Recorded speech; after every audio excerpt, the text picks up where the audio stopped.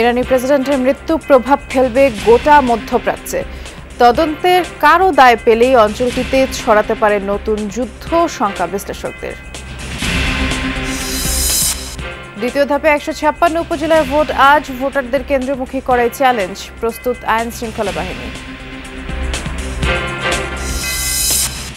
রাজধানীর 2 সিটির 1.5 শতাধিক সড়কে খোঁড়াখুঁড়ি, নির্ধারিত সময়ের পর জরিমানা দিয়ে পার পাচ্ছেন অনেকে।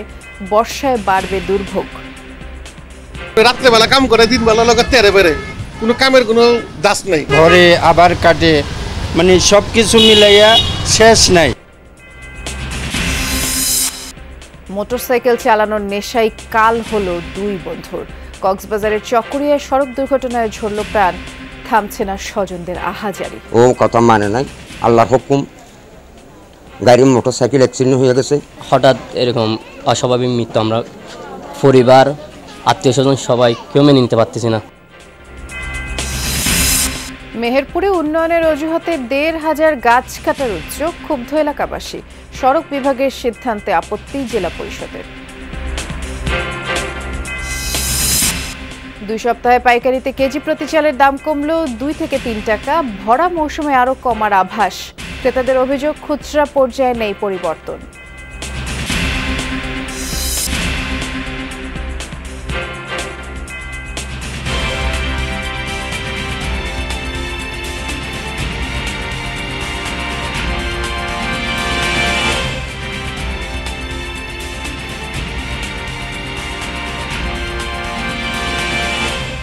শুভেচ্ছা, আমন্ত্রণ যমুনা নিউজে। নুসরাত বৃষ্টির সাথে আছি। শিরোনামগুলো শুনছিলেন। ইসরায়েলের সাথে উত্তেজনার মধ্যেই প্রেসিডেন্ট ও পররাষ্ট্রমন্ত্রীকে হারালো ইরান। বিশ্লেষকরা বলছেন, সংকট জর্জরিত গোটা মধ্যপ্রাচ্যে তাদের মৃত্যুর প্রভাব পড়তে পারে। এখন পর্যন্ত এই দুর্ঘটনা আখ্যা দেওয়া হলেও পূর্ণ তদন্তে তেহরান কারো দায় খুঁজে পেলে অঞ্চলটিতে আরও একটি যুদ্ধের শঙ্কা বিশ্লেষকদের। আগেই নানামুখী চাপে ইরান, আর এই দুর্ঘটনায় দেশটির অভ্যন্তরে উত্তেজনা বাড়বে বলে মত বিশ্লেষকদের। পশ্চিমা চাপ তো ছিলই, ইব্রাহিম রাইসি ক্ষমতায় থাকাকালীন উত্তেজনার তুঙ্গে পৌঁছেছে ইরান ইসরায়েল সম্পর্ক। দীর্ঘদিন বৈরিতা থাকলেও গত মাসেই প্রথমবার সরাসরি একে অপরের ভূখণ্ডে হামলা চালায় দেশ দুটি। আন্তর্জাতিক হুমকি ধামকিকে বেশ ভালোভাবেই পাশ কাটিয়ে রাইসির নেতৃত্বে ইরান দেশে দেশে ধরে রাখে আধিপত্য। ইরাক, সিরিয়া, লেবানন সহ মধ্যপ্রাচ্যের বিভিন্ন দেশে যে প্রক্সি গ্রুপ রয়েছে তেহরানের, বর্তমান সরকারের আমলে সেগুলো আরও শক্তিশালী হয়েছে। সম্প্রতি ইসরায়েলকে বেশ চাপেই ফেলেছে হুথি হিজবুল্লাহ। পাশাপাশি আন্তর্জাতিক কূটনীতিতে মুনশিয়ানা দেখিয়েছেন রাইসির মন্ত্রিসভার গুরুত্বপূর্ণ চরিত্র হয়ে ওঠা পররাষ্ট্রমন্ত্রী হোসেন আমির আবদুল্লাহিয়ান। বিশ্লেষকরা বলছেন, এ দুজনের মৃত্যু তাই প্রভাব ফেলতে পারে মধ্যপ্রাচ্যে ইরানের আধিপত্যে। মাহসা আমিনির মৃত্যুতে যে বিক্ষোভ ছড়িয়েছিল ইরান জুড়ে, সেটিও শক্ত হাতেই দমন করেছিল রাইসির সরকার।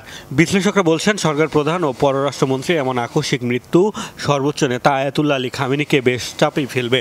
তৈরি হতে পারে রাজনৈতিক অস্থিরতাও। এখন পর্যন্ত হেলিকপ্টার বিধ্বস্তের ঘটনাকে দুর্ঘটনা বলা হলেও পূর্ণ তদন্ত শেষে জানা যাবে আসল কারণ। অন্য কোনো পক্ষের সম্পৃক্ততা যদি তেহরান খুঁজে পায়, সেক্ষেত্রে মধ্যপ্রাচ্যের সংকট আরও বাড়ার শঙ্কা বিশ্লেষকদের। ইসরায়েল কিংবা তাদের মিত্র কোনো দেশের ওপর দায় গেলে প্রতিশোধ নিতে সরাসরি যুদ্ধেও জড়াতে পারে দেশটি, এমন শঙ্কাও অনেক বিশ্লেষকের। মোস্তফা মাহমুদ, যমুনা নিউজ। হোক নিকোষ কালো অন্ধকার বা দুর্গম এলাকা, তাতেও অবস্থান শনাক্তে সক্ষম তুরস্কের কিলজি ড্রোন অনুভব করতে পারে হিট সিগনেচারের পরিবর্তন এবং অন্য ফাইটার জেটের মতোই আঘাত হানা যায় শত্রুপক্ষের ঘাঁটিতে। ইরানের সফল উদ্ধার অভিযানের মধ্য দিয়ে আবারও নিজের শক্তিমত্তার জানান দিল মনুষ্যবিহীন আকাশযানটি। ইরানের বিধ্বস্ত হেলিকপ্টার শনাক্ত করে নতুন করে আলোচনায় তুরস্কের আকিঞ্চি ড্রোন। অন্ধকারে দুর্গম পাহাড়ি এলাকায় শুধু তাপমাত্রার পরিবর্তন দেখেই ধ্বংসাবশেষ চিহ্নিত করে ড্রোনটি আবারও জানান দেয় সক্ষমতার। তুরস্কের ড্রোন নির্মাতা প্রতিষ্ঠান বেইকারের তৈরি বাইরাখতার আকিঞ্চি ড্রোনটি উঠতে পারে সর্বোচ্চ ৪৫,০০০ ফুট উচ্চতায়, কাজ করতে সক্ষম ৪০,০০০ ফুট উচ্চতায়ও। অত্যাধুনিক এই ড্রোনের পাল্লা মার্কিন MQ-9 রিপার ড্রোনের চেয়েও কয়েক গুণ বেশি। উঠতে পারে সর্বোচ্চ ৩৬১ কিলোমিটার প্রতি ঘন্টায়। টানা ২৪ ঘন্টা পর্যন্ত অবস্থানও করতে পারে আকাশে। মাত্র 12 মিটার দৈর্ঘ্য আর 4 মিটার উচ্চতার এই ড্রোনটির বহন ক্ষমতা 1500 কেজি। যাত্রাপথে বহন করতে পারে অত্যাধুনিক লেজার গাইডেড বোমা, air two air, stand of, supersonic missile সহ আরও কয়েক ধরনের মিসাইল। শুধু তাই নয়, আকিঞ্চি ড্রোনে ব্যবহৃত কৃত্রিম বুদ্ধিমত্তার অ্যাভিওনিক্সের কারণে এর real time signal process, sensor ফিউশনও দুর্দান্ত। রয়েছে সম্পূর্ণ অটোমেটিক ল্যান্ডিং ও টেক অফের মতো ফিচার। বিল্ট ইন সেন্সরের কারণে গ্রাউন্ড সিস্টেমের কোনো রকম সহায়তা ছাড়াই যা কাজ করতে সক্ষম। চালকবিহীন এই আকাশযানটি ব্যবহার করা যায় অত্যাধুনিক ফাইটার জেটের মতো। এয়ার টু এয়ার কিংবা এয়ার টু গ্রাউন্ড দুইভাবেই ঘায়েল করা যায় শত্রুকে। এছাড়া উচ্চস্তরের নাইট ভিশন ক্ষমতা ড্রোনটিকে দিয়েছে অনন্যতা। তুরস্কের সমর ভান্ডারে শক্তিশালী ড্রোনের মধ্যে আকিঞ্চি অন্যতম। শুধু রণক্ষেত্রেই নয়, উদ্ধার অভিযানেও এর জুড়িমেলা ভার। অনিক রহমান, যমুনা নিউজ। গুপ্ত হত্যা পৃথিবীর ইতিহাসে পথের কাঁটা সরিয়ে ফেলার প্রাচীন পন্থা। এই কৌশলে শত্রুকে মেরে ফেলার নজির ইতিহাসে অনেক। সাবেক মার্কিন প্রেসিডেন্ট জন এফ কেনেডি থেকে শুরু করে মার্টিন লুথার কিং অনেকেই হয়েছেন টার্গেট কিলিংয়ের শিকার। আলোচিত এসব মৃত্যুর বেশিরভাগেরই রহস্য উদ্ঘাটন হয়নি। অভিযোগ রাষ্ট্রীয় মদদেই এসব হত্যাকাণ্ড ঘটানো হয়। 1966 সালের 22 নভেম্বর বিলাসবহুল লিমুজিনে করে স্ত্রীকে সাথে নিয়ে টেক্সাসের ডিলে প্লাজা পার্ক পেরোচ্ছিলেন তৎকালীন মার্কিন প্রেসিডেন্ট জন এফ কেনেডি। তাকে দেখতে আশপাশে ভিড় করে ভক্ত অনুরাগীরা। কিছু বুঝে ওঠার আগেই বদলে যায় চিত্র। গলায় আর মাথার খুলিতে গুলিবিদ্ধ হয়ে নিহত হলেন কেনেডি। গ্রেফতার করা হলো লি হার্ভি অসওয়াল্ড নামে এক মেরিন কর্মকর্তাকে। কিন্তু গ্রেফতারের দুদিন পর হত্যা করা হয় তাকেও। 60 বছর পেরিয়ে গেলেও এখনও উদ্ধার হয়নি কেনেডি হত্যার রহস্য। অনেকেরই ধারণা এই হত্যাকাণ্ড ঘটিয়েছে তৎকালীন সোভিয়েত ইউনিয়নের গোয়েন্দা সংস্থা কেজিবি। 1968 সালে একইভাবে আততায়ীর গুলিতে নিহত হন কৃষ্ণাঙ্গ নেতা মার্টিন লুথার কিং জুনিয়র। টেনেসির মেমফিসের এক মোটেলের বারান্দায় দাঁড়িয়েছিলেন তিনি। সেখানেই গুলিবিদ্ধ হয়ে নিহত হন। অনেকেই মনে করেন কালোদের অধিকার প্রচেষ্টায় সোচ্চার এই নেতাকে হত্যার পেছনে হাত ছিল খোদ মার্কিন প্রশাসনেরই। গুপ্ত হত্যার শিকার হন মহাত্মা গান্ধীও। 1948 সালে দিল্লির বিড়লা হাউসে গুলি করে হত্যা করা হয় তাকে। নাথুরাম গডসে নামে এক উগ্র হিন্দুত্ববাদী নেতা পরপর 3 বার গুলি চালিয়ে হত্যা করেন তাকে। টার্গেট কিলিং এর জগতে সবচেয়ে বেশি উচ্চারিত দুটি নাম সিআইএ আর মোসাদ, যার একটি মার্কিন ও অন্যটি ইসরায়েলের গোয়েন্দা সংস্থা। সরকারি মদদেই যারা হত্যা করেন কথিত দেশদ্রোহীদের। দেশের সীমা পেরিয়ে বিদেশের মাটিতে গিয়েও চালানো হয় হত্যাকাণ্ড। 1956 সালে মিশরের 2 সামরিক কর্মকর্তা মুস্তাফা হাফিজ ও সালাহ মুস্তাফাকে পার্সেল বোমা পাঠিয়ে হত্যা করে ইসরায়েল। 2002 সালে কাশেম ব্রিগেডের অন্যতম প্রতিষ্ঠাতা সালাহ শাহাদিকে হত্যা করে দেশটি। 2004 সালে মাত্র 1 মাসের ব্যবধানে মোসাদের টার্গেট কিলিংয়ের শিকার হন সংগঠনটির 2 প্রতিষ্ঠাতা শেখ আহমেদ ইয়াসিন ও আব্দুল আজিজ আল রান্তিসি। গুলি বোমা তো আছেই, টার্গেটকে শেষ করতে অভিনব বহু পথও অবলম্বন করে গোয়েন্দা সংস্থাগুলো। চুরুট বা সিগারেটে বিস্ফোরক পুড়ে রাখা, ড্রাইভিং স্যুটে বিষ মাখিয়ে রাখা, গাড়ির নিয়ন্ত্রণ ব্যবস্থা হ্যাক করা সহ বিভিন্ন চমকপ্রদ উপায়ে বেছে নেওয়ারও উদাহরণ রয়েছে। শোনা যায় কিউবার সমাজতান্ত্রিক নেতা ফিডেল কাস্ট্রোকে কয়েকশো বার হত্যার চেষ্টা করেছে সিআইএ। খোদ যুক্তরাষ্ট্রই স্বীকার করেছে 8 বারের কথা।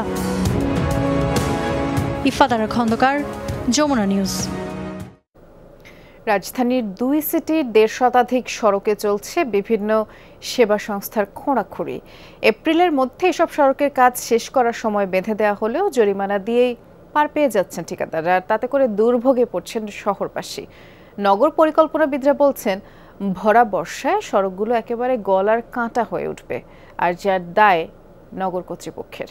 সহকর্মী শাফিন আহমেদ বাবুর ছবিতে আরেক সহকর্মী আরিফুর রহমান সবুজের রিপোর্ট।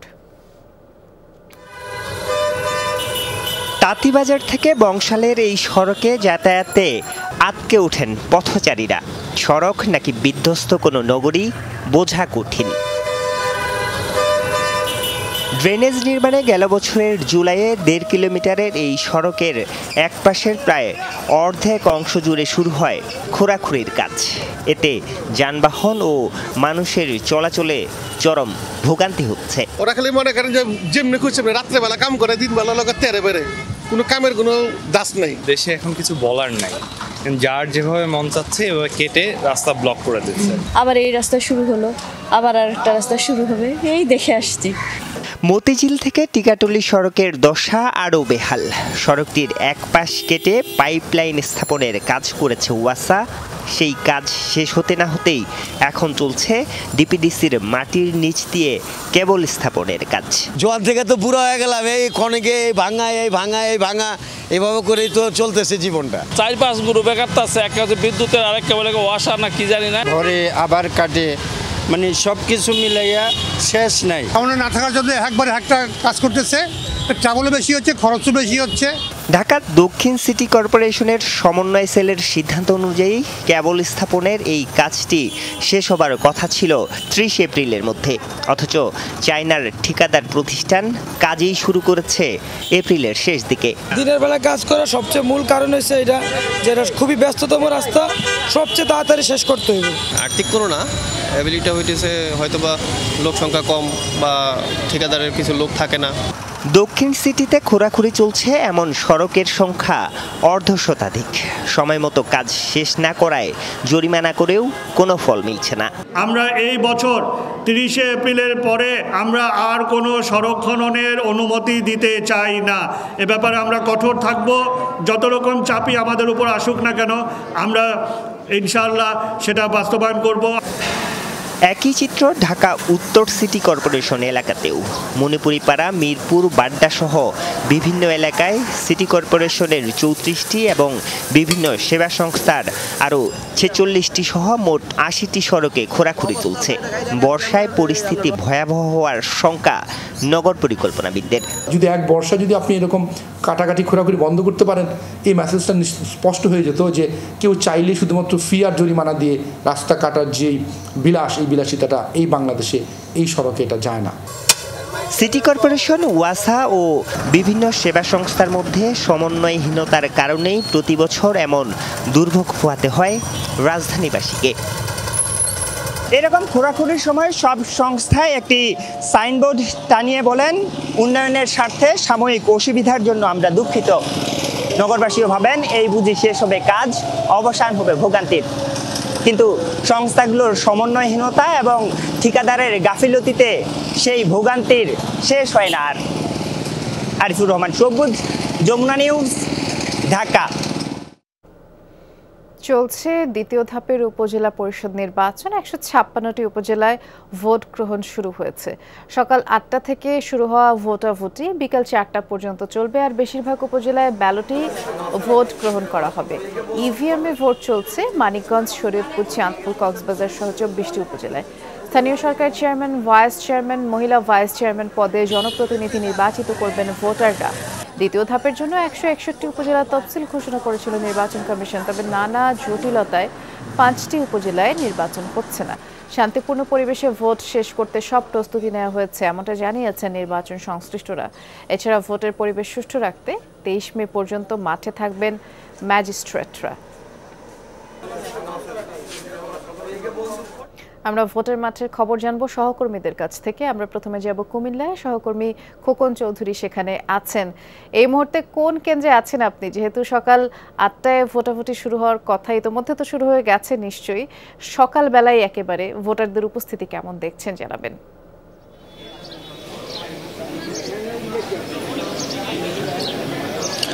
বৃষ্টি, আমি এখন রয়েছি কুমিল্লা সদর দক্ষিণ উপজেলার কালীরবাজার মাধ্যমিক বিদ্যালয় কেন্দ্রে। এখানে কিন্তু আসলে 8টা বাজার সঙ্গে সঙ্গেই যারা ভোটার রয়েছেন তারা কিন্তু লাইনে দাঁড়িয়েছেন এবং ভোট দিতে শুরু করেছেন। যদিও সকালের সময় কিছুটা ভোটার উপস্থিতি কম দেখা যাচ্ছে, তবে বেলা বাড়ার সঙ্গে সঙ্গে হয়তো ভোটারের উপস্থিতি আরও বাড়বে এমনটা কিন্তু আসলে ধারণা করা হচ্ছে। তবে কুমিল্লায় কিন্তু আপনাকে জানিয়ে রাখি, 3টি উপজেলায় আজকে নির্বাচন হওয়ার কথা এবং কুমিল্লা আদর্শ সদর উপজেলায় কোনো প্রতিদ্বন্দ্বী না থাকায় কিন্তু ইতিমধ্যে 3 জনকে বিজয়ী ঘোষণা করা হয়েছে। বাকি কুমিল্লা সদর দক্ষিণ এবং বরুড়া উপজেলায় ভোট গ্রহণ চলছে। আমি এখন যে উপজেলায় রয়েছে এটি সদর দক্ষিণ উপজেলায়। এখানে 55টি কেন্দ্র রয়েছে এবং 1,33,868 জন ভোটার রয়েছেন এবং ভোটাররা কিন্তু আসলে আমরা সকালবেলা যেমনটি দেখছি আসলে পুরুষ ভোটারদের উপস্থিতি কিন্তু আসলে চোখে পড়ার মতো, কিন্তু নারী ভোটার এখন পর্যন্ত চোখে পড়েনি, অর্থাৎ হয়তো বা বেলা বাড়ার সঙ্গে সঙ্গে তাদেরও আনাগোনা বাড়বে। তো সব মিলিয়ে কিন্তু সকালের যে ভোট গ্রহণ অনুষ্ঠান এখন পর্যন্ত কিন্তু শান্তিপূর্ণভাবেই শুরু হয়েছে। আমরা যেটুকু বিভিন্ন মাধ্যমে খবর জেনেছি, হয়তো বেলা বাড়ার সঙ্গে সঙ্গে বাকি পরবর্তী সংবাদে আরো হয়তো আমরা আসলে বিস্তারিত আকারে জানাতে পারবো। বৃষ্টি, অনেক ধন্যবাদ আপনাকে। এ পর্যায়ে আমরা রাজশাহীতে যাচ্ছি। পুঠিয়া উপজেলা থেকে আমাদের সহকর্মী তারেক মাহমুদ যুক্ত হয়েছেন, অনেকক্ষণ যাবত অপেক্ষাও করছেন তিনি। তারেক, আপনি পুঠিয়া উপজেলার কোন কেন্দ্রে আছেন জানাবেন। নিশ্চয়ই শুনছিলেন যেমনটি কুমিল্লার সহকর্মী জানাচ্ছিল যে ৮টা বাজার সাথে সাথে কিন্তু সেখানে ভোটারদের যেই উপস্থিতি এবং লাইন সেটি চোখে পড়া গেছে, এবং আপনি যেখানে আছেন সেখানে ভোটারদের সারা কেমন দেখছেন? বৃষ্টি, আমি রয়েছি রাজশাহীর পুঠিয়া উপজেলার নয়াপাড়া সরকারি প্রাথমিক বিদ্যালয় কেন্দ্রে। এখানেও সকাল ৮টা বাজার সাথে সাথে আসলে ভোটাররা আসতে শুরু করেছেন, তবে ভোটারদের উপস্থিতি কিছুটা কম বলা যায়। আমি এখন যেমনটি দেখছি যে প্রথম অবস্থাতে কয়েকজন বৃদ্ধ মানুষ তারা কিন্তু এসেছেন, এসে কিন্তু তাদের যে ভোটাধিকার সেটা প্রয়োগ করেছেন। এবং রাজশাহীতে মোট ৩টি উপজেলা পরিষদের নির্বাচন হচ্ছে। এই ৬ষ্ঠ উপজেলা পরিষদ নির্বাচনের দ্বিতীয় ধাপে ৩টি উপজেলার মধ্যে এই রাজশাহীর পুঠিয়া উপজেলা, দুর্গাপুর উপজেলা এবং বাগমারা উপজেলায় এখানে মোট ২৯টি ইউনিয়নের ৪টি পৌরসভায় মোট ২৩ জন প্রার্থী কিন্তু প্রতিদ্বন্দ্বিতা করছেন।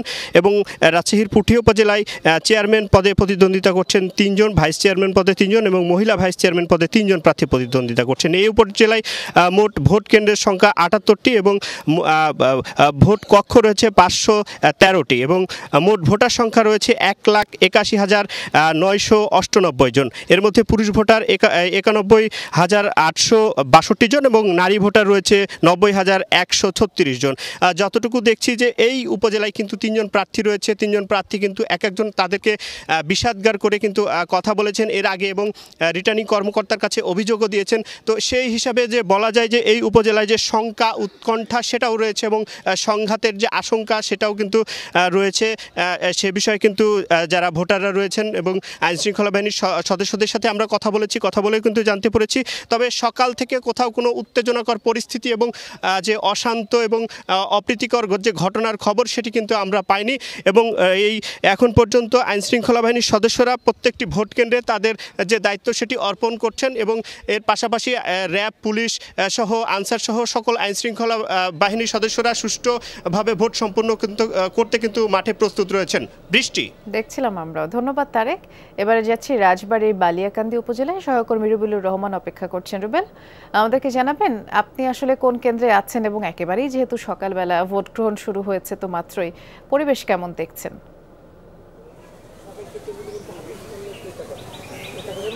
বৃষ্টি, আমি এই মুহূর্তে রয়েছি বালিয়াকান্দির গণপত্তা সরকারি প্রাথমিক বিদ্যালয়। এই কেন্দ্রে কিন্তু আমরা এসে জেনেছি প্রায় ৩৫-এরও অধিক ৩,৫০০-র অধিক ভোটার কিন্তু এই কেন্দ্রে ভোটাধিকার প্রয়োগ করবেন এবং ৯টি বুথে কিন্তু তারা ভোট প্রয়োগ করবেন। তো আমরা ভোট গ্রহণের পূর্বেই এই কেন্দ্রে এসে দেখেছি কিন্তু যে ভোটার যে উপস্থিতি বা উৎসুক জনতা সেটি কিন্তু আমাদের চোখে তেমনটি পরিলক্ষিত হয়নি। তবে যখন বেলা বাড়ার সঙ্গে সঙ্গে যখন ভোট গ্রহণ শুরু হয়েছে বেলা ৮টায়, তখন কিন্তু ২-১ জন করে ভোটার কিন্তু ইতিমধ্যে ভোট কেন্দ্রে আসতে শুরু করেছেন। এবং তবে এখন পর্যন্ত কিন্তু ভোটারের কোনো লাইন আমরা দেখিনি। তবে বিপুল সংখ্যক আইন শৃঙ্খলা রক্ষাকারী বাহিনী কিন্তু এই ভোট কেন্দ্রে রয়েছেন এবং পাশাপাশি আনসার সদস্যরাও রয়েছেন। তো আমি এই কেন্দ্রের যিনি প্রিজাইডিং অফিসার রয়েছেন তার সঙ্গে কথা বলেছি। তিনি বলেছেন ভোট গ্রহণ সুষ্ঠু করতে তাদের যে পূর্ব প্রস্তুতি সেটি কিন্তু তারা সম্পূর্ণর পরে ভোট গ্রহণ শুরু হয়েছে এবং আইন শৃঙ্খলা রক্ষাকারী বাহিনী রাজবাড়ীর অতিরিক্ত পুলিশ সুপার কিন্তু ইতিমধ্যে এই ভোট কেন্দ্র পরিদর্শন করেছেন এবং তিনি পরিদর্শন শেষে আমাদেরকে জানিয়েছেন যে ভোট গ্রহণ অবাধ, সুষ্ঠু এবং নিরপেক্ষ করতে যে ধরনের প্রস্তুতি এবং আইন শৃঙ্খলা বাহিনীর সদস্যরা, পুলিশ সহ তাদের স্ট্রাইকিং যে ফোর্স রয়েছে তারা কিন্তু সার্বক্ষণিক মাঠে থাকবেন এবং ভোট গ্রহণ সুষ্ঠু করতে যা যা করণীয় তারা কিন্তু সেটি করবেন। তো আমি সকাল থেকে যে এসে দেখেছি যে ভোটার যে উপস্থিতি সেটা কিন্তু এখন একেবারেই নেই বললেই চলে। তবে যারা স্থানীয় যারা রয়েছেন তারা কিন্তু বলছেন যে বেলা বাড়ার সঙ্গে সঙ্গে হয়তো এই কেন্দ্রের যে ভোটার উপস্থিতি সেটি কিন্তু বাড়বে বলে আমাদেরকে জানিয়েছেন। এছাড়া রাজবাড়ী কিন্তু 3টি উপজেলায় আজ নির্বাচন অনুষ্ঠিত হচ্ছে এবং 6 জন চেয়ারম্যান সহ 37 জন প্রার্থী প্রতিদ্বন্দ্বিতা করছেন। বৃষ্টি, ধন্যবাদ রুবেল। চলছে উপজেলা পরিষদ নির্বাচনে দ্বিতীয় ধাপের ভোট গ্রহণ এবং আমরা এবারে যাব সিলেটের জয়ন্তপুরে। আমাদের সহকর্মী মাহবুবুর রহমান রিপন অপেক্ষা করছেন আমাদের জন্য। রিপন, মাত্রই তো আসলে ভোট গ্রহণ শুরু হলো, ভোটাররা আসতে শুরু করেছেন কিনা, আপনি কোন কেন্দ্রে আছেন, সার্বিক পরিস্থিতি কি দেখছেন একটু জানাবেন। বৃষ্টি এখন পর্যন্ত যেটা দেখছি, এই যে আমার পেছনে যে কেন্দ্রটি, আমার বাম পাশে আরেকটি কেন্দ্র আছে, পাশাপাশি দুটি কেন্দ্রে 10 জন ভোটার ভোট দিয়েছেন গত কয়েক মিনিটে। ভোটার উপস্থিতি হতাশাব্যঞ্জক এখানকার কর্মকর্তারা বলছেন, কারণ এই কেন্দ্র দুটি হচ্ছে চা বাগানের যে কেন্দ্র রয়েছে, চা বাগান রয়েছে এর আশেপাশে। চা শ্রমিকরা কিন্তু সকালে 8টার আগেই ভোটের লাইনে দেখা যায়, কিন্তু এবার ভিন্ন চিত্র। আমরা এখানকার যাদের সাথে কথা বলছিলাম, এখানকার যারা রিটার্নিং নির্বাচনী কর্মকর্তা রয়েছেন, তারাও বলছেন যে এর আগের নির্বাচনগুলোতেও অনেকেই এখানেই দায়িত্ব পালন করেছেন, কিন্তু সবসময়ই ভোটার উপস্থিতি উল্লেখযোগ্য ছিল, কিন্তু এই নির্বাচনে তেমনটা দেখা যাচ্ছে না। তবে তারা বলছেন হয়তো উপজেলা নির্বাচন আরেকটু সময় বাড়লে হয়তো চা শ্রমিকরা এখানে ভোট দিতে আসবেন। তবে ভোটার 2-1 জন করে আসছেন, তারা ভোট দিচ্ছেন। এই নির্বাচনে সিলেটের 3টি উপজেলায় দ্বিতীয় ধাপের নির্বাচন অনুষ্ঠিত হচ্ছে। 4,85,000 ভোটার তাদের এই 3টি উপজেলায়। 37 জন প্রার্থী রয়েছেন, এদের মধ্য থেকেই তারা তাদের প্রার্থী বেছে নেবেন। এর মধ্যে 9 জন রয়েছেন চেয়ারম্যান পদে, 17 জন রয়েছেন ভাইস চেয়ারম্যান পদে, এবং মহিলা ভাইস চেয়ারম্যান পদে রয়েছেন 11 জন। এবং সব মিলিয়ে এই 3টি উপজেলার মধ্যে এই জৈন্তাপুর উপজেলা হচ্ছে মাঝারি মানের ভোটার রয়েছে এখানে, কারণ এখানে হচ্ছে 1,34,000। এরপর কোম্পানীগঞ্জ উপজেলায় সবচেয়ে কম এবং সবচেয়ে বেশি হচ্ছে গোয়াইনঘাট উপজেলায় 2,29,000 আর ভোটার সেখানে ভোটাধিকার প্রয়োগ করবেন। এবং আইন শৃঙ্খলা বাহিনীর যেভাবে নিরাপত্তা সাজানোর দরকার সেভাবেই কিন্তু তারা তাদের নিরাপত্তা সাজিয়ে রেখেছে। গুরুত্বপূর্ণ কেন্দ্রগুলোতে বাড়তি ফোর্স মোতায়েন করা হয়েছে। বৃষ্টি, অনেক বিস্তারিত করে আপনি জানাচ্ছিলেন, ধন্যবাদ রিপন। চলছে দ্বিতীয় ধাপে উপজেলা পরিষদ নির্বাচনে 156টি উপজেলায় ভোট গ্রহণ হচ্ছে। আমরা মাঠ পর্যায়ে ভোটের যেই খবরাখবর সেটি জানবার চেষ্টা করব আমাদের সহকর্মীদের মাধ্যমে। এ পর্যায়ে আমরা বরিশালে আগে যাচ্ছি। মুলাদী উপজেলায় সহকর্মী কাউসার হোসেন অপেক্ষা করছেন। কাউসার, আপনি যেই কেন্দ্রে আছেন কি অবস্থা দেখছেন সেখানে, এবং ভোটার উপস্থিতি কেমন দেখছেন জানাবেন।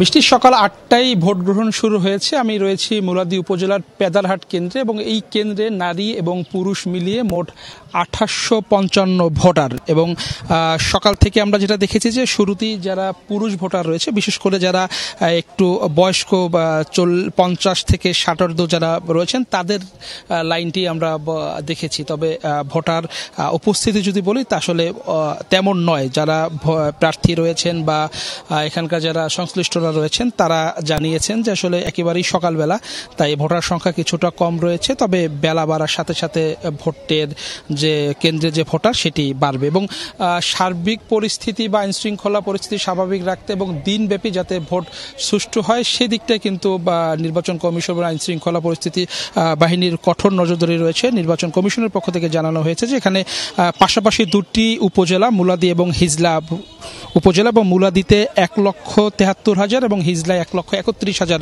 ভোটার রয়েছে। এবং এই 2 উপজেলার জন্য 5 প্লাটুন বিজিবি টহল দিচ্ছে। এছাড়া আসলে স্থায়ী যে পুলিশ এবং আনসার বাহিনী ছাড়াও কিন্তু র্যাব এবং সাদা পোশাকে পুলিশের সদস্যরা কিন্তু টহল দিচ্ছে। এবং এই কেন্দ্রে পাশাপাশি 2টি কেন্দ্র রয়েছে, একটিতে আসলে নারী ভোটাররা এবং অপরটিতে পুরুষ ভোটাররা। এবং আমরা দেখেছি যে নারী ভোট কেন্দ্র যেটি রয়েছে সেখানে কিন্তু আসলে ভোটার নেই বললেই চলে। কিছুক্ষণ আগে 2 থেকে 3 জন ভোটার এসছেন এবং তারা ভোট দেওয়ার জন্য কক্ষের দিকে যাচ্ছেন। এবং পাশের যে কেন্দ্র রয়েছে সেখানে কিন্তু আসলে ধীরে ধীরে যারা পুরুষ ভোটার রয়েছেন, বিশেষ করে 60 তাদের সংখ্যা বাড়ছে। এবং যারা সার্বিক নিরাপত্তার দায়িত্বে রয়েছেন বা ভোট গ্রহণের দায়িত্বে রয়েছেন তারা জানিয়েছেন যে প্রথম ধাপের যে নির্বাচন অনুষ্ঠিত হয়েছে বরিশাল সদর এবং বাকেরগঞ্জে শান্তিপূর্ণভাবে, এবং তারা আশা প্রকাশ করছেন এই মুলাদী এবং হিজলা উপজেলার নির্বাচনে দিনব্যাপী সুষ্ঠুভাবেই সম্পন্ন হবে।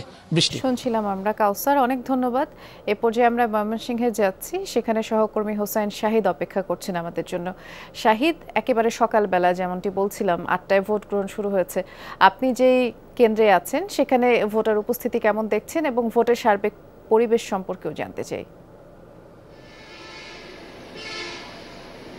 ময়মনসিংহ জেলায় 3টি উপজেলায় এই উপজেলা নির্বাচন হচ্ছে, মুক্তাগাছা, ময়মনসিংহ সদর এবং গৌরীপুর। এই মুহূর্তে আমি ময়মনসিংহ সদরের মাইজবাড়ি আব্দুল খালেক উচ্চ বিদ্যালয় কেন্দ্রে আছি। এই কেন্দ্রে আমি এর আগে আরও 2টি কেন্দ্র ঘুরেছি। তো এই মুহূর্তে এখানে আসলে ভোট গ্রহণের প্রস্তুতি সম্পূর্ণ হয়েছে। আইন শৃঙ্খলা রক্ষাকারী বাহিনীর সদস্যরা তারা আছেন, যারা ভোট গ্রহণ করবেন তারা আছেন, যারা প্রিজাইডিং অফিসার তারা আছেন। শুধু এখন ভোটারদের অপেক্ষায়, যদিও 8টা থেকে ভোট গ্রহণ শুরু, কিন্তু দেখতে পাচ্ছেন যে ভোটের লাইন একেবারেই খালি, কোনো ভোটার আমি এখানে দেখতে পাচ্ছি না। যে কয়েকজন এসেছেন কিছুক্ষণ আগে তারা হচ্ছেন যে নির্বাচনের যারা এজেন্ট থাকেন বিভিন্ন প্রার্থীর, এই এজেন্ট যারা আছেন তারা একে একে প্রবেশ করছেন এবং তারা ভোট গ্রহণের জন্য প্রস্তুতি নিচ্ছেন। তো আশপাশে আরও 2টি সকাল থেকে 2টি কেন্দ্রে আমি গিয়েছি, সব জায়গায় ভোটারদের যে উপস্থিতি সেটি এরকমই একেবারেই ফাঁকা। বলছেন যে বেলা বাড়ার সাথে সাথে হয়তো, যেহেতু এখন অনেক সকাল, ভোটাররা এসে উপস্থিত হবেন এবং তারা তাদের ভোট দিবেন।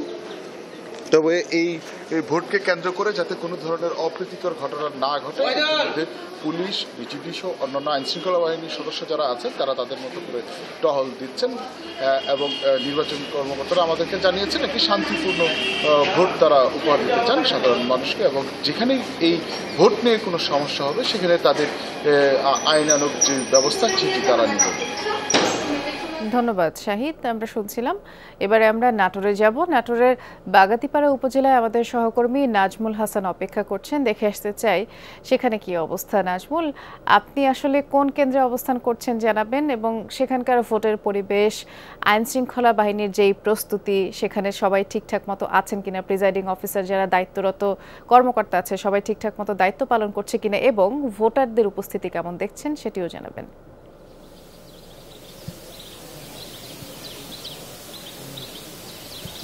বৃষ্টি, আমি এখন আছি আসলে মালঞ্চির একটি ভোট কেন্দ্রে। এখানে লালপুর এবং বাগাতিপাড়া উপজেলা, এই 2টি উপজেলায় কিন্তু ভোট গ্রহণ অনুষ্ঠিত হচ্ছে। তো যে বিষয়টি বললেন যে সকাল থেকে এসে যে বিষয়টি দেখেছি যে প্রিজাইডিং অফিসার সহ যে অন্যান্য কর্মকর্তারা দায়িত্ব পালন করার কথা তারা কিন্তু ঠিকঠাক মতোই রয়েছেন এবং প্রার্থীর এজেন্টরাও কিন্তু রয়েছেন। তো এখানে যে বিষয়টি বললেন যে ভোটার উপস্থিতি আসলে অত্যন্ত কম, সকালের দিকে 1-2 করে ভোটাররা আসছেন এবং ভোট দিয়ে তারা চলে যাচ্ছেন। বাগাতিপাড়া উপজেলা চেয়ারম্যান পদে আসলে 5 জন, ভাইস চেয়ারম্যান পদে 4 জন এবং মহিলা ভাইস চেয়ারম্যান পদে 2 জন প্রার্থী প্রতিদ্বন্দ্বিতা করছেন। অপরদিকে লালপুর উপজেলায় চেয়ারম্যান পদে 5 জন এবং উপজেলা ভাইস চেয়ারম্যান এবং মহিলা ভাইস চেয়ারম্যান পদে আরও 7 জন প্রতিদ্বন্দ্বিতা করছেন। তো ভোটার উপস্থিতি বেলা বাড়ার সাথে সাথে আরও বাড়বে বলে কর্মকর্তারা আশা প্রকাশ করছেন। আসলে কেমন বাড়বে, এর আগের নির্বাচনগুলোতেও আমরা দেখেছি যে ভোটার উপস্থিতি আনুপাতিক হারে অনেকটাই কম। তবে এই লালপুর বাগাতিপাড়া উপজেলায় একেবারে উত্তপ্ত আবহাওয়া বিরাজ করে। আজকে আবহাওয়াটা অনেকটাই ভালো রয়েছে, সেই হিসাবে কিন্তু সকালের দিকে প্রার্থীরা প্রত্যাশা করেছিলেন যে ভোটার উপস্থিতি অনেকটাই বেশি হবে, কিন্তু ভোটার উপস্থিতি কিন্তু তেমনটা নেই। এর আগেও আমরা একটা মহিলা ভোট কেন্দ্রে গিয়েছি, সেখানে একেবারেই ভোটার উপস্থিতি নেই। তবে যেই ভোট কেন্দ্রে রয়েছি তমালতলা আদর্শ বালিকা উচ্চ বিদ্যালয়, তমালতলা আদর্শ বালিকা বিদ্যালয়ে কিন্তু পুরুষ ভোটার কিছু কিছু আসছেন, তারা ভোট কেন্দ্রে যাচ্ছেন এবং ভোট উপলক্ষে নিরাপত্তা ব্যবস্থা অত্যন্ত জোরদার দেখতে পাচ্ছি।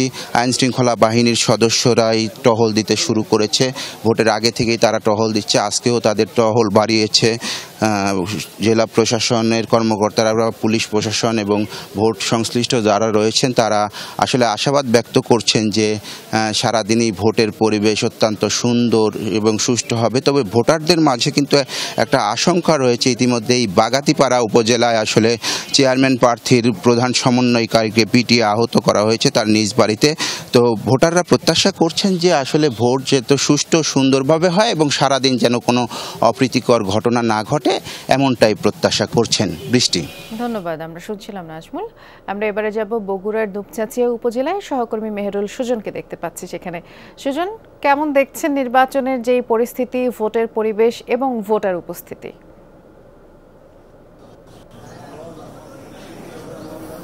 নুসরাত, সকাল থেকে আমরা বগুড়ার দুপচাঁচিয়া উপজেলায় রয়েছি এবং আজ দ্বিতীয় ধাপের নির্বাচনে কিন্তু বগুড়ার 3টি উপজেলা নির্বাচন হচ্ছে, ভোট গ্রহণ হচ্ছে।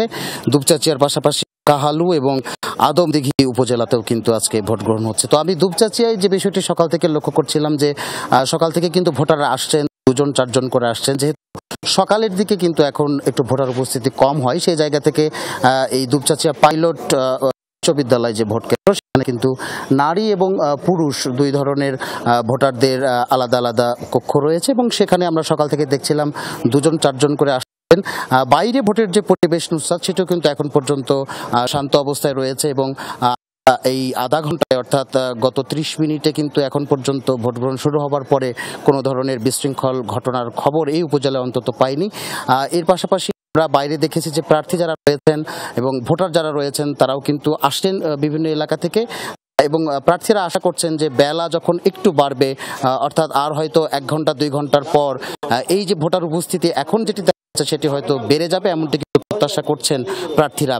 এর পাশাপাশি আমরা আইন শৃঙ্খলা বাহিনীকেও দেখছিলাম, তারা কিন্তু সবগুলো কেন্দ্রেই টহল দিচ্ছেন এবং যেখানে যেখানে স্থায়ীভাবে আইন শৃঙ্খলা বাহিনীর সদস্যরা রয়েছেন এর বাইরেও কিন্তু বেশ কয়েকটি টিম, পুলিশ, র্যাব এবং অন্যান্য আইন শৃঙ্খলা বাহিনীর তারা কিন্তু বিভিন্ন এলাকায় টহল দিচ্ছেন এবং আইন শৃঙ্খলা পরিস্থিতি যাতে স্বাভাবিক থাকে সেই চেষ্টা তারা করছেন এবং সবকিছু মিলিয়ে আসলে নুসরাত বলা চলে এখন পর্যন্ত বগুড়ার 3 উপজেলায় ভোটের যে পরিবেশ সেটি কিন্তু শান্ত এবং সুষ্ঠু একটি অবস্থায় রয়েছে। নুসরাত, অনেক ধন্যবাদ সুজন। শুনছিলাম এবারে আমরা শেরপুরের নকলা উপজেলায় যাব। আমাদের সহকর্মী আদিল মাহমুদ উজ্জ্বল অপেক্ষা করছেন। উজ্জ্বল, আপনি কোন কেন্দ্রে আছেন জানাবেন। এবং এতক্ষণ আমরা বেশ কয়েকটি উপজেলার যে ভোট কেন্দ্র সেই পরিবেশ দেখাচ্ছিলাম, শান্তিপূর্ণ পরিবেশেই ভোট গ্রহণ হচ্ছে, কিছু কিছু জায়গায় আমরা ভোটারদের উপস্থিতিও দেখেছি। আপনি যে কেন্দ্রে আছেন সেখানকার সার্বিক পরিবেশ সম্পর্কে জানাবেন।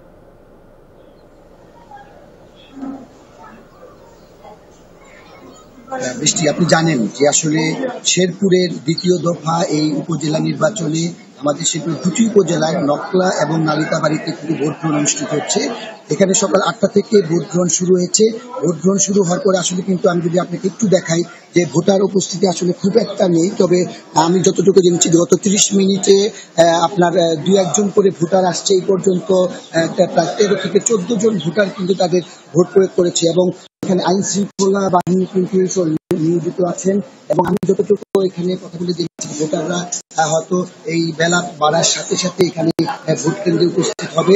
এবং আপনি জানেন যে এই নকলা উপজেলা আমি যে কেন্দ্র কায়দা বালিকা দাখিল মাদ্রাসা, এখানে 2000-এর উপরে কিন্তু ভোটার রয়েছে এবং এখানে যে আমি কথা বলছি বিজেপি অভিশাসক, তারা আশা করছেন যে বেলা বাড়ার সাথে সাথে ভোটার উপস্থিতি বাড়বে। আরেকটা বিষয় নিয়ে বলে রাখি, প্রায় 30 মিনিট ভোটার অতিবাহিত হওয়ার পর এখন পর্যন্ত কিন্তু বিশেষ করে নকলা উপজেলা আমরা কোনো অপ্রীতিকর ঘটনার খবর পাইনি এবং এখানে আইন শৃঙ্খলা বাহিনী যথেষ্ট তৎপর আছে এবং সুষ্ঠু একটি নির্বাচন করার জন্য তারা সর্বদা প্রস্তুত। এখানে ক্ষমতাসীন দলের কিন্তু 4জন প্রার্থী কিন্তু এখানে আছে এবং এখানে মোট চেয়ারম্যান প্রার্থী 5জন, 4জন আছে ভাইস চেয়ারম্যান মহিলা এবং 5জন আছে পুরুষ ভাইস চেয়ারম্যান। এবং আশা করতে এখানে যে ভোটারদের সাথে কথা বলে জানা গেছে যে সুষ্ঠু পরিবেশে তারা সুন্দরভাবে ভোট দেওয়ার জন্য তারা প্রস্তুত রয়েছে। বৃষ্টি, ধন্যবাদ উজ্জ্বল। শুনছিলাম আমরা মোটরসাইকেল চালানোর নেশায় কাল হলো 2 বন্ধুর। মা বাবার নিষেধ উপেক্ষা করেই রাতে বেরিয়েছিল আর ফিরল দুজনের নিথর দেহ। কক্সবাজারের চকরিয়ায় সদ্য কৈশোর উত্তীর্ণ 2 তরুণের মর্মান্তিক মৃত্যু এলাকার সবাইকে কাঁদাচ্ছে। পরিবারের আহাজারি থামছে না। মারা গেলে সবাই যেন মাফ করে দেয়, গত 10 ফেব্রুয়ারি ফেসবুকে এমন স্ট্যাটাস দিয়েছিলেন ডুলাহাজরা কলেজের এইচএসসি 2য় বর্ষের শিক্ষার্থী মোস্তফা সম্রাট। কে জানতো 3 মাস পর তাই সত্যি হবে। মোটরসাইকেল চালানোর নেশা ছিল তার। এই বয়সেই মোটরসাইকেল কিনে সবসময় তা নিয়ে পড়ে থাকায় নাখোশ মা রাগ করে মেয়ের শ্বশুরবাড়িতে চলে গিয়েছিলেন। তাতেও দমে যায়নি মোস্তফা। শেষমেশ মোটরসাইকেল দুর্ঘটনাতেই প্রাণ গেল সদ্য কৈশোর উত্তীর্ণ এই তরুণীর। মোটরসাইকেল না নিবার জন্য মানে পরিবার থেকে ওর মা আব্বা মানে খুব নিষেধ করছে, মানে নানিয়ে এরকম করি, কিন্তু রাখতে পারছে না। ও কথা মানে নাই। আল্লাহর হুকুম, গাড়ির মোটরসাইকেল অ্যাক্সিডেন্ট হয়ে গেছে, আল্লাহর হুকুম উনি মারা গেছে। গেল রোববার রাতে মোটরসাইকেলের পেছনে বন্ধু আব্দুল্লাহকে বসিয়ে ঘুরতে বেরিয়েছিলেন। চট্টগ্রাম কক্সবাজার মহাসড়কের মাতামুহুরী ব্রিজের উপরে জিপের সঙ্গে মুখোমুখি সংঘর্ষে প্রাণ যায় দুজনেরই।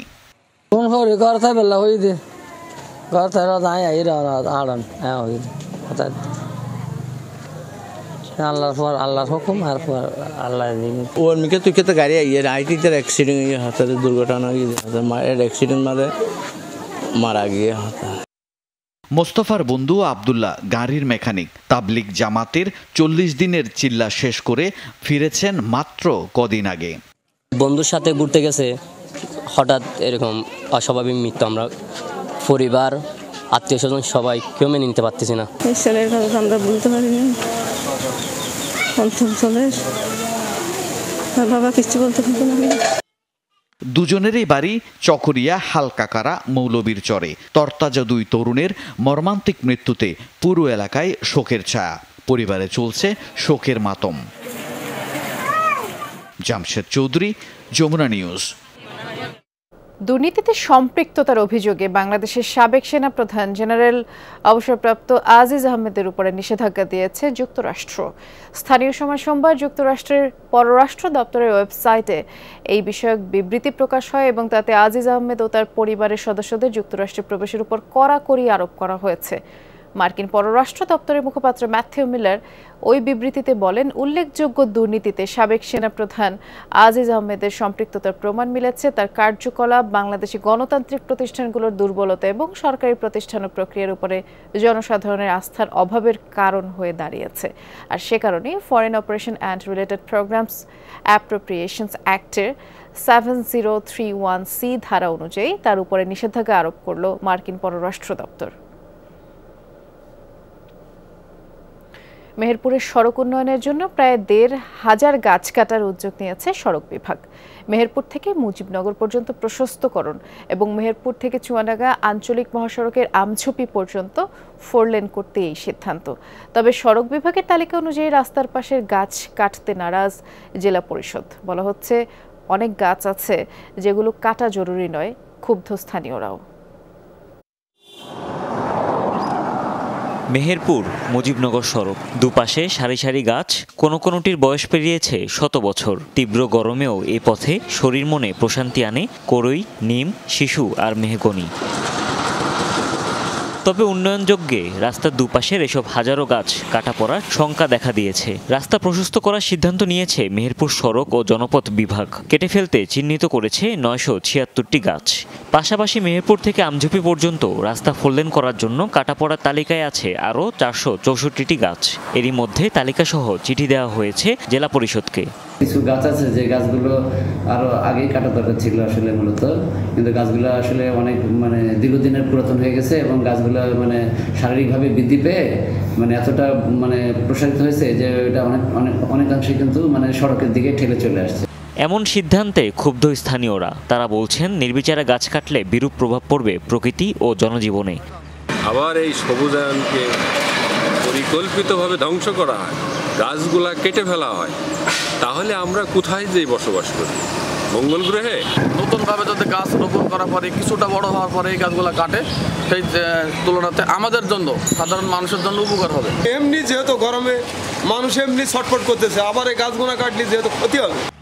সড়ক বিভাগের চিঠি অনুযায়ী গাছ কাটতে নারাজ জেলা পরিষদও। চেয়ারম্যান জানিয়েছেন তারা আলাদা জরিপ করবেন। তারা যে পরিমাণ গাছ কাটতে বলছে, যেগুলো এজের বাইরে আছে, সেই গাছগুলো আমরা কাটবো না। এজের ভিতরে যেগুলো না কাটলে দুর্ঘটনা ঘটার সম্ভাবনা আছে, আমরা সেই গাছগুলোই কেবল কর্তন করব। স্থানীয়রা বলছেন, দুর্ঘটনা রোধে সড়ক প্রশস্ত করাও জরুরি, কিন্তু পরিবেশের ভারসাম্য রক্ষারও বিকল্প নেই। তাই এসব সিদ্ধান্তের ক্ষেত্রে সংবেদনশীল হওয়ার তাগিদ তাদের।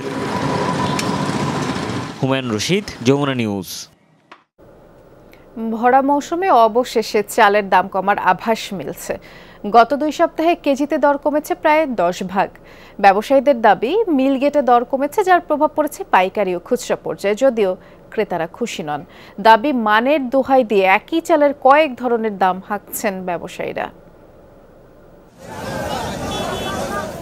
বাজারে নতুন ধান বাম্পার ফলনের আমেজ, সবশেষ 2 মৌসুমে জোগাড় নিয়ে কোনো সংকট নেই। তারপরও দাম নিয়ে অভিযোগ কাটছে না। ভরা মৌসুমেও চালের দাম বাড়ার খবর মিলেছে অহরহ।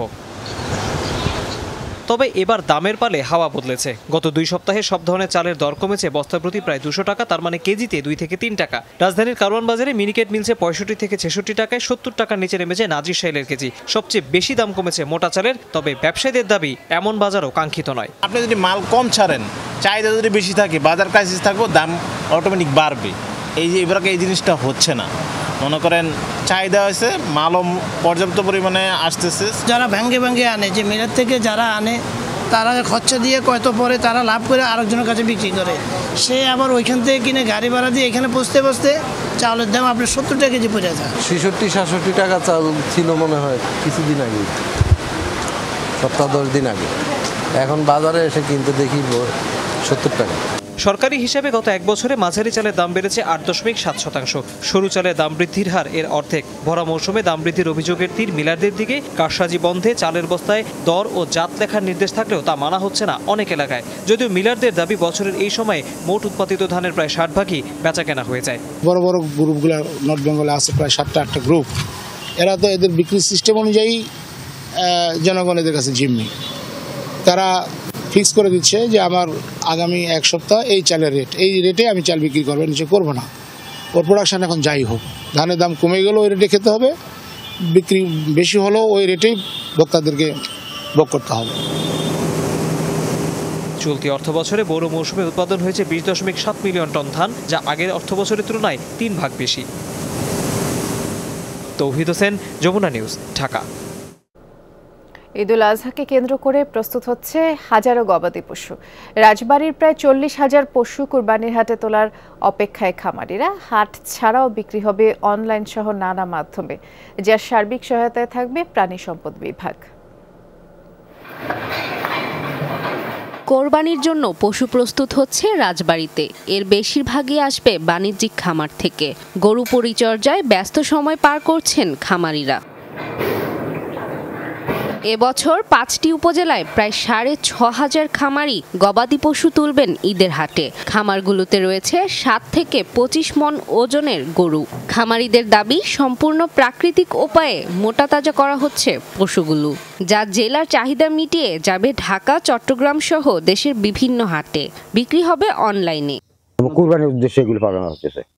আমরা লাইভ ওজনও বিক্রি করি, আবার এমনিও বিক্রি করা হয়। আমাদের কোরবানির জন্য গরুগুলো যে প্রস্তুত করছি আমরা, কোরবানির জন্য যেমন আমাদের গরুর যে দেখভাল করা লাগে, বেশি টাইম মতো খাবার দাবার দেয়, এই সবই নিয়ে ধরেন আমরা খুব ব্যস্ত। আমাদের কোনো কীটনাশক ব্যবহার হয় না, আমাদের গরুগুলো প্রকৃতির কিছু দিয়েই।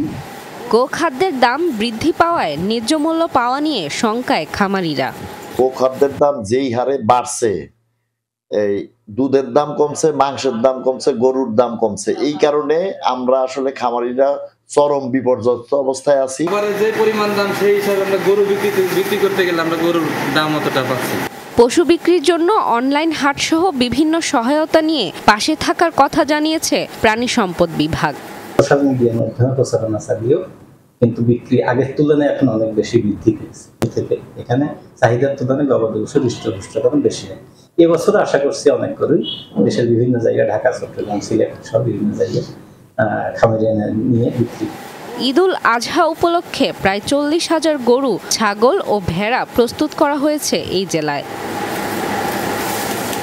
রাফিকাতুন নিসা, যমুনা নিউজ। হেলিকপ্টার দুর্ঘটনায় প্রেসিডেন্ট ইব্রাহিম রাইসি ও শীর্ষস্থানীয় ব্যক্তিদের মৃত্যুতে আজ থেকে ইরানে 5 দিনের রাষ্ট্রীয় শোক। সোমবার এই বিষয়ক নির্দেশনা দেন সর্বোচ্চ ধর্মীয় নেতা আয়াতুল্লাহ আল খামেনি। রাইসিকে একজন দেশপ্রেমিক নেতা হিসেবে আখ্যা দেন তিনি। রোববার ইরান আজারবাইজান সীমান্তে দুর্ঘটনার শিকার হয় প্রেসিডেন্ট রাইসিকে বহনকারী হেলিকপ্টার এবং উত্তর পশ্চিমাঞ্চলীয় তাবরিজ শহরের দিকে তিনি যাচ্ছিলেন। সাথে ছিলেন পররাষ্ট্রমন্ত্রী সহ কয়েকজন শীর্ষ কর্মকর্তা। প্রাথমিক তদন্ত অনুসারে প্রতিকূল আবহাওয়ার কারণে হার্ড ল্যান্ডিংয়ে বাধ্য হয় হেলিকপ্টারটি এবং আছড়ে পড়ে মাটিতে। সোমবার খুঁজে পাওয়া গেছে মরদেহ আর যানটির ধ্বংসাবশেষ। বহরে থাকা বাকি 2টি হেলিকপ্টারও নিরাপদে অবতরণ করেছে গন্তব্যে। ইরানের প্রেসিডেন্ট রইসির মৃত্যুর জন্য যুক্তরাষ্ট্র কোনোভাবে দায়ী নয়, সোমবার এই তথ্য স্পষ্ট করেন মার্কিন পররাষ্ট্র দফতরের মুখপাত্র ম্যাথিউ মিলার। জানিয়েছেন, ইরানের কর্মকাণ্ডের কারণেই তাদের উপর নিষেধাজ্ঞা দিয়েছে যুক্তরাষ্ট্র, কারণ সন্ত্রাসবাদকে ক্রমাগত সমর্থন দেয় দেশটি। পাশাপাশি তারা পরমাণু কর্মসূচিও চালাচ্ছে। মানবজাতির কল্যাণে দেশটির এমন আচরণে নিষেধাজ্ঞা দিয়েছে ওয়াশিংটন। তেহরান নিজেদের সংশোধন না করলে ভবিষ্যতে আরও নিষেধাজ্ঞা দেওয়া হবে, এই হুঁশিয়ারিও দেন। আরও জানিয়েছেন, প্রেসিডেন্টের মৃত্যুর পর যুক্তরাষ্ট্রের সাহায্য চেয়েছিল ইরান, তবে সহযোগিতা দিতে পারেনি মার্কিন প্রশাসন।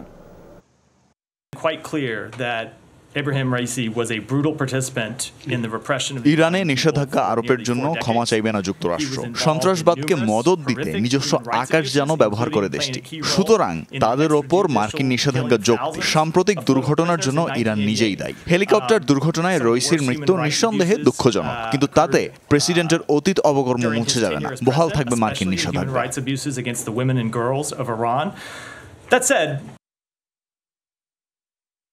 এই ছিল যমুনা নিউজের আয়োজনে। সাথে থাকার জন্য সবাইকে ধন্যবাদ।